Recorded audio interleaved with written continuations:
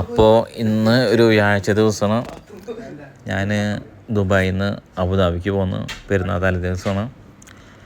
അപ്പോൾ ഇവിടെ ജ്യേഷ്ഠനും പിന്നെ കുറച്ച് കസിൻസൊക്കെ ഉണ്ട്.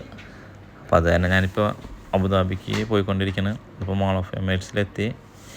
ഇവിടുന്ന് നേരെ മെട്രോ കയറി ഇബ്നു ബത്തൂത്ത, അവിടുന്ന് പിന്നെ ബസ്.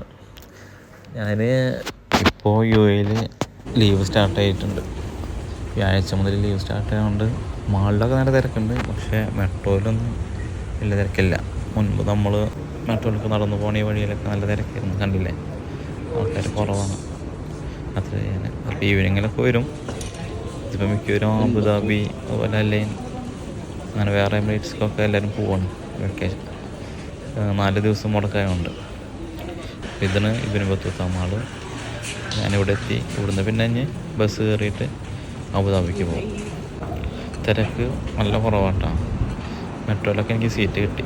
സാധാരണ എനിക്ക് മെട്രോയിൽ സീറ്റ് കിട്ടാറില്ല. ഇബ്നു ബത്തൂത്ത അവിടെ സീറ്റൊക്കെ കിട്ടി. ഇരുന്നിട്ട് ഞാൻ ഇബ്നു ബത്തൂത്ത വരെ വന്നു. സാധാരണ ഞാൻ അബുദാബി ഷാബിയൊക്കെയാണ് പോവാറ്, ഷാബിയ ബസ് സ്റ്റാൻഡ്. പക്ഷേ ഇന്നിപ്പോൾ വന്നപ്പോൾ അവർ പറഞ്ഞത് ഷാബിയൊക്കെ ബസ്സില്ല, അബുദാബി സിറ്റിക്കുള്ളൂ എന്ന് പറഞ്ഞു.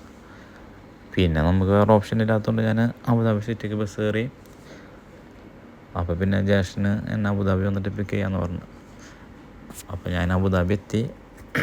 നോമ്പുണ്ടായിരുന്നു. അങ്ങനെ നോമ്പറൊക്കെ കഴിഞ്ഞ് അങ്ങനെ പിറ്റേ ദിവസം നമസ്കാരത്തിന് വേണ്ടിയിട്ട് പച്ചാപ്പാനൊക്കെ ആയിട്ട് ഞങ്ങൾ പള്ളിയിൽ പോയിക്കൊണ്ടിരിക്കണം. അങ്ങനെ പള്ളിയിലൊക്കെ പോയി വന്നു. നല്ല ചൂടല്ലേ.